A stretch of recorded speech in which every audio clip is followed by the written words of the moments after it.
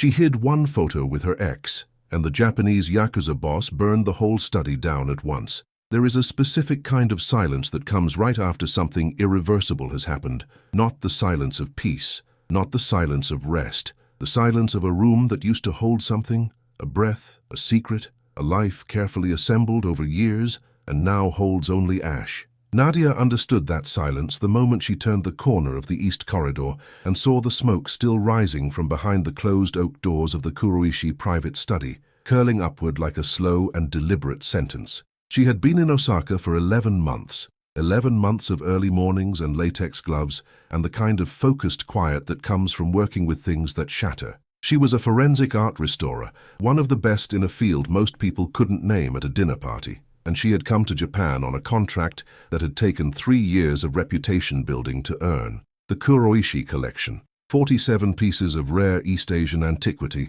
some of them 700 years old, all of them requiring the kind of patient, precise attention that machines could not replicate. She had been chosen for this because her hands, as one curator once said, had memory, because she could feel what was broken without always being able to see it. She had not been chosen for this to become the woman standing in a hallway with smoke under a door and a cold understanding moving through her chest like water finding a crack. And if you already feel something catching in your throat right now, stay with me. Subscribe to this channel if you haven't yet, because the stories we tell here don't let go easily. This one, especially, does not. The doors were not locked. They opened with the same weight they always did, that heavy, considered movement of a room that had been built to keep things in rather than keep people out. The study was large, or it had been. Now it was a geography of ruin. The shelving along the north wall had collapsed inward. The wooden desk that she had seen Ren Kuroishi sit behind every time he summoned her for a progress review was still recognizable only by its brass drawer handles, which had survived because brass survives almost everything. The books were gone. The framed correspondence from a 19th century collector in Kyoto was gone. The lacquered box she had always noticed on the windowsill and never asked about was gone. And on the floor, in the center of what had been a hand-woven silk rug worth more than her entire apartment in Atlanta, was a single square of paper, partially burned, one corner still curled and orange at the edge. She did not need to cross the room to know what it was. She had known even before she saw the smoke, in that animal part of herself that had been sending quiet warnings for weeks. She crossed the room anyway, because Nadia was not a woman who looked away from what she had started. The photograph was of Marcus. She picked it up carefully by its surviving corner and looked at it for 4 seconds before placing it into the pocket of her work apron. 4 seconds was enough. 4 seconds to confirm that this was not an accident, that Ren Kuroishi had found the photo, had identified it, had made a decision about what it meant, and had then burned his own study, the room containing his private correspondence, his rare book collection, his personal records, rather than simply walk down the hall and ask her a question. That was not the behavior of a man who was angry. That was the behavior of a man who was sending a message he needed to send without words. Nadia walked back to her restoration studio on the 2nd floor, closed the door, sat down at her work table, and looked at the photograph of Marcus that she had carried inside her apron pocket for 11 months. Let me tell you what was actually in that photograph, because this is the part that matters. This is the part that changes everything you think you know about why she hid it. Marcus Webb had not been her great love. He had been for 2 years her most significant professional mistake. They had met at an authentication conference in London, fallen into the particular kind of intimacy that forms between two people who speak the same obscure language, in their case, the language of provenance, of history embedded in object, of the chain of legal ownership that determines whether something is a treasure or a theft. Marcus worked the same field, but from a different angle. He authenticated. She restored. He determined what was real. She made real things whole again. They had ended badly, not with cruelty, but with the particular disappointment of two people who realize they have been honest with each other about everything except the most important thing. For Marcus, the most important thing was that he had, on at least 3 occasions that Nadia knew of, authenticated pieces he suspected were stolen. Not fakes, stolen. Removed from countries without documentation, laundered through private sales, entered into collections that did not ask questions. He had done this not for money. He had plenty of that. But because the alternative was to be the person who disrupted extremely powerful men, and Marcus had decided, quietly and without much drama, that he was not that person. She had found out 8 months after they separated, when a colleague forwarded her an image from a private auction catalogue, one of the pieces Marcus had authenticated 3 years earlier. And standing beside it, in a photo taken at what appeared to be a private viewing, was Marcus holding the piece,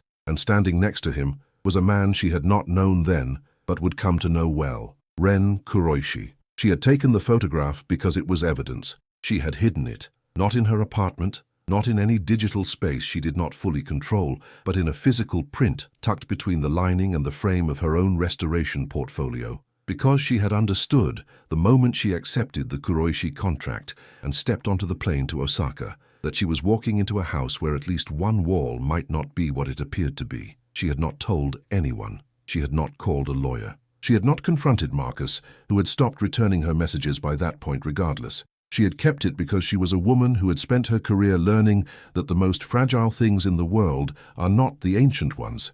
They are the true ones. And she had known that the truth inside that photograph was fragile in a specific way. It would not survive being released without preparation. It needed the right moment and the right hands. She had been waiting to find those things. Ren Kuroishi had found the photo first. His full name was Kuroishi Ren, and he was 44 years old, in the way that men of extreme discipline are sometimes 44, as if age had agreed to touch him lightly, like a negotiated arrangement. He was the third-generation head of the Kuroishi family, which had operated for decades in the borderlands between legitimate enterprise and the kind of organized structure that Japanese society had long understood how to accommodate without openly naming. He was a collector. He was a patron. He sat on the board of 2 cultural foundations and had been photographed at state dinners. He had commissioned Nadia's work personally, reviewing her portfolio himself before extending the offer, which was unusual. Most men of his position delegated that kind of operational detail.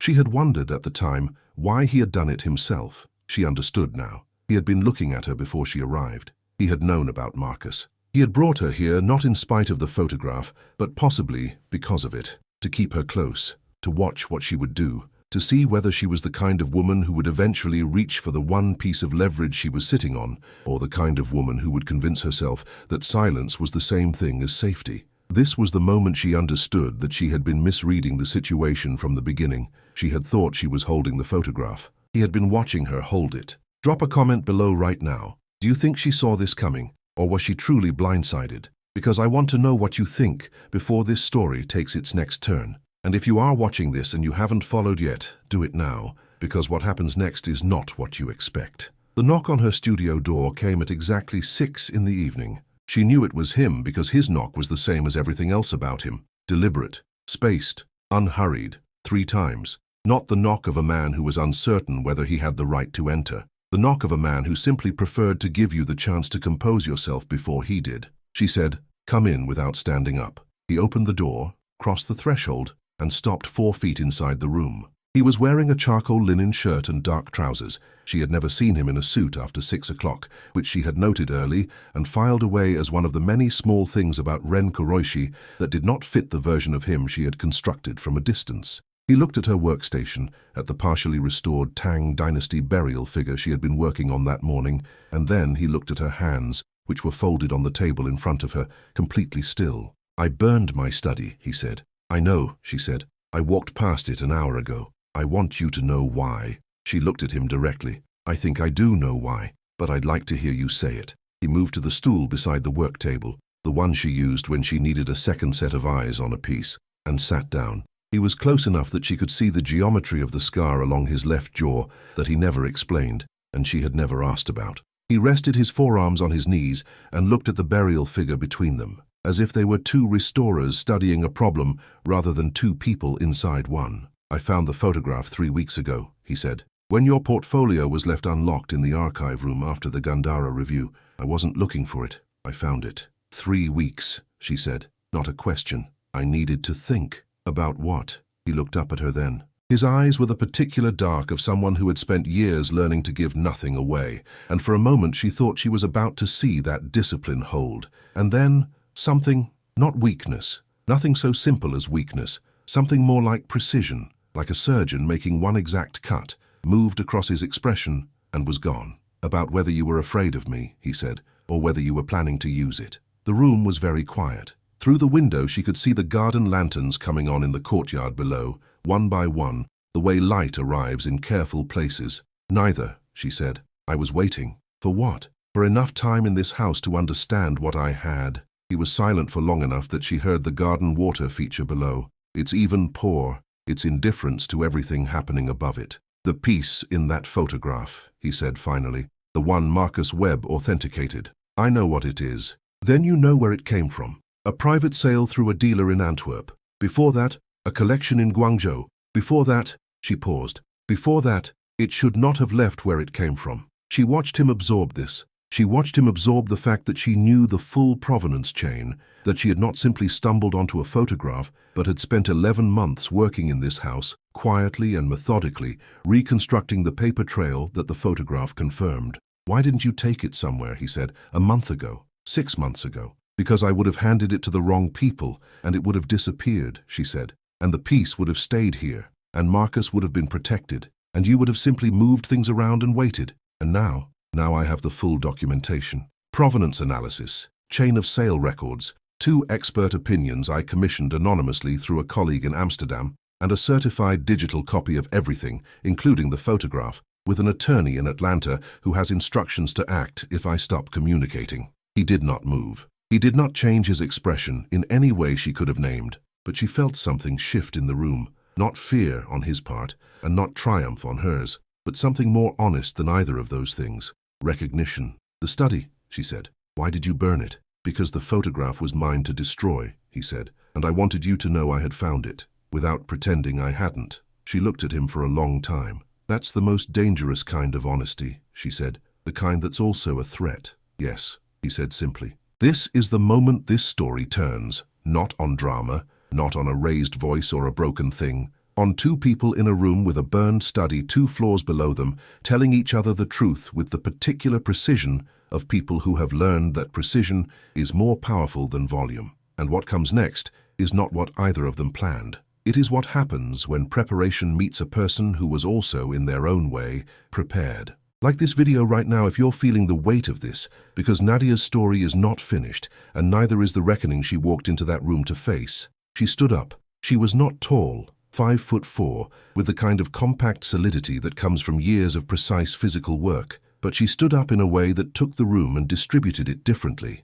She walked to the shelf where she kept her finished restoration documentation and took down a black archival box. She placed it on the table between them without opening it. Inside this box is the complete physical record of the Gandhara piece, its original classification as cultural heritage in the region of origin, the documentation of its disappearance in 2003, the chain of transactions that moved it through 6 owners across 4 countries over 19 years, the authentication report signed by Marcus Webb, and a side-by-side analysis prepared by me comparing that report to the physical evidence of the piece itself, evidence that the authentication was performed with knowledge of discrepancies that should have flagged it. She placed her hand flat on top of the box. "This is not leverage," she said. "This is what I came here to build. I knew when I accepted this contract that I might find something. I suspected the Gandhara piece before I arrived. I came here because I am the best person in the world for this specific kind of forensic restoration work, and because the evidence I needed could only be built from inside this collection,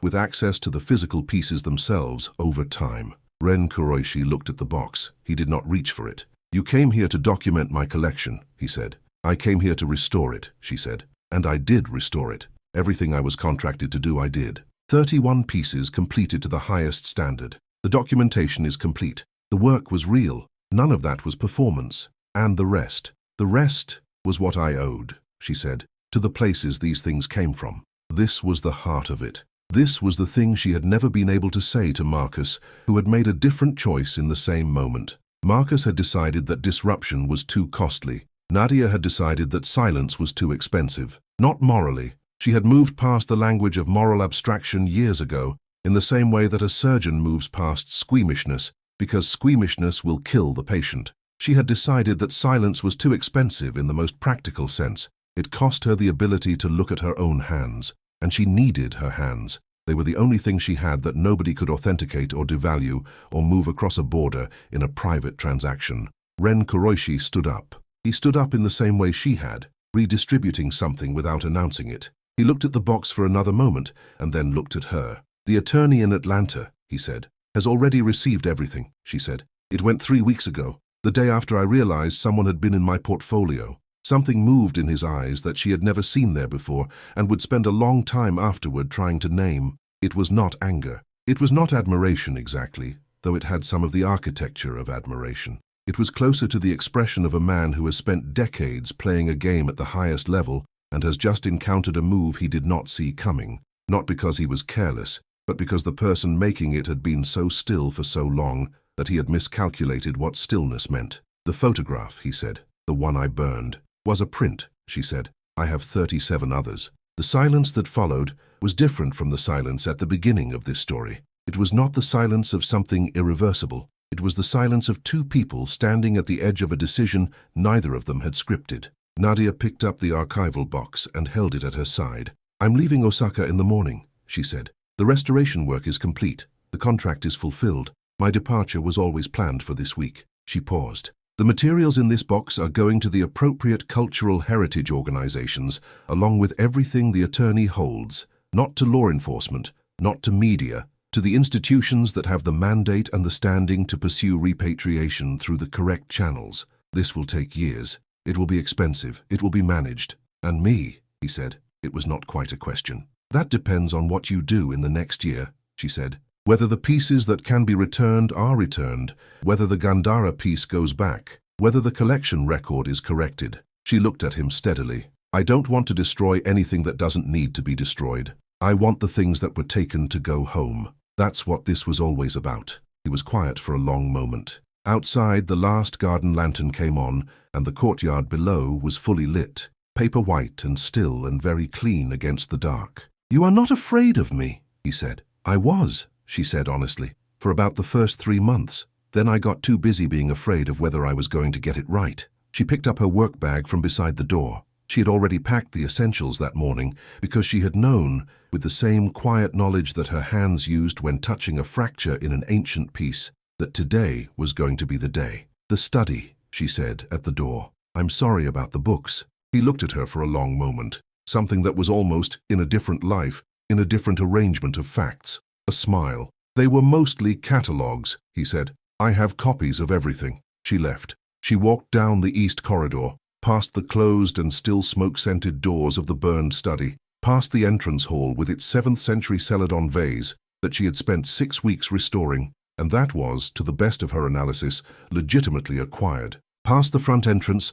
and out into the Osaka night, which smelled like rain coming from somewhere to the north and car exhaust, and the particular warm, dark smell of a city that had been many things over many centuries and was still, stubbornly, itself. She did not look back. This is the part where some stories would give you a happy ending wrapped in certainty, a reunion, a confession, a clean resolution that lets you breathe out completely. This story gives you something different, and I think it gives you something better. Nadia flew back to Atlanta the following morning. She met with her attorney in person and reviewed the full package of materials. The attorney contacted 2 international cultural heritage organizations and a specialist legal firm in the Netherlands with experience in repatriation cases. The process that began in that meeting would take, as Nadia had said, years. It would be slow and complicated, and occasionally discouraging, and then occasionally not. Marcus Webb, when contacted by investigators 14 months later as part of the review process,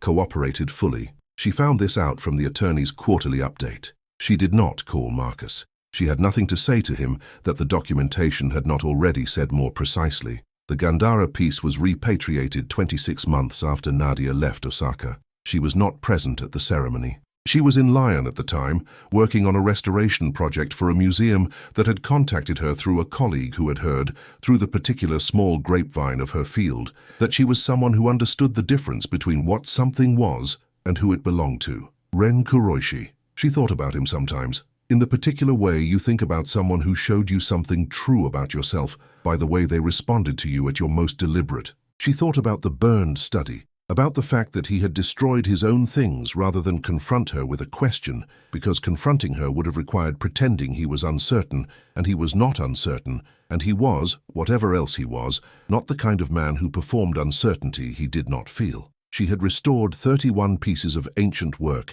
during her 11 months in that house. She had given each one back to its own integrity. She had done the same in the end, for something that no gloved hand and no conservation-grade adhesive could have fixed. She had given back the record of where things truly came from. That was the work, not the grand gesture, not the confrontation, not the burned room or the photograph or the attorney, or even the repatriation ceremony she never attended. The work was the 11 months of showing up every morning with her hands and her knowledge and her willingness to see what was actually in front of her, rather than what was easier to see. She had hidden a photograph between the lining and the frame of her portfolio, and she had carried it into a house that the photograph indicted, and she had stayed long enough to build the thing that the photograph alone could not build. And when the house burned a room down around the secret she was keeping, she had not run. She had sat down at her work table and waited for the man to come and explain himself, because she had known, the way she knew everything about the things she worked on, that the fire was not the end of the story. It was the moment the story stopped being careful. If this story moved you, if Nadia's patience and precision and the particular courage of someone who shows up every day and does the real work landed somewhere inside your chest, leave a comment. Tell me what part hit you hardest. Was it the photograph? The burned study? The moment she told him about the attorney? Or the part where she simply walked out the front door into the Osaka night and didn't look back? Because I think we all have a version of that photograph. Something true we've been carrying, waiting for the right moment and the right hands. Something we know matters, but haven't yet found the structure to make useful. And I think the real question this story is asking is not whether you are brave enough to confront the powerful thing in the room. The real question is whether you are patient enough to build something that survives the fire. Nadia was. And the most devastating, most beautiful thing about her story, the thing that stays with me every time I think about it, is that she built it all with her hands. The same hands that restored other people's broken things for 11 months in a house that was watching her. The same hands that picked up a burned photograph from the floor of a ruined study and put it in her pocket with the same care she would have used on a 200-year-old panel of lacquered wood. The fire did not destroy her evidence. The fire confirmed that she had already understood what she was dealing with. There is a word in Japanese, shokunin, that refers to the mastery of a craft, the complete devotion to the doing of a thing to the absolute standard that thing requires, not for recognition, not for audience, for the integrity of the work itself. Nadia was not Japanese, but she understood that principle in her hands before she had a word for it, in the same way that people often understand the most important things before language gives them a container. She had done the work, all of it, the visible work and the invisible work, the restoration and the reckoning. She had been inside a house of beautiful and complicated things, and she had given back to each one whatever it was owed. That, in the end, is what it means to have hands that remember. Subscribe to this channel and turn on notifications, because every story we tell here is about people who do the thing that needed doing, quietly, precisely, without waiting for permission or rescue or an easy road. People who carry the photograph and build the case and walk out the front door when the work is done. Nadia walked out, and the photo, the one he burned, had already served its purpose, not as leverage, as proof that she had always known exactly what she was looking at,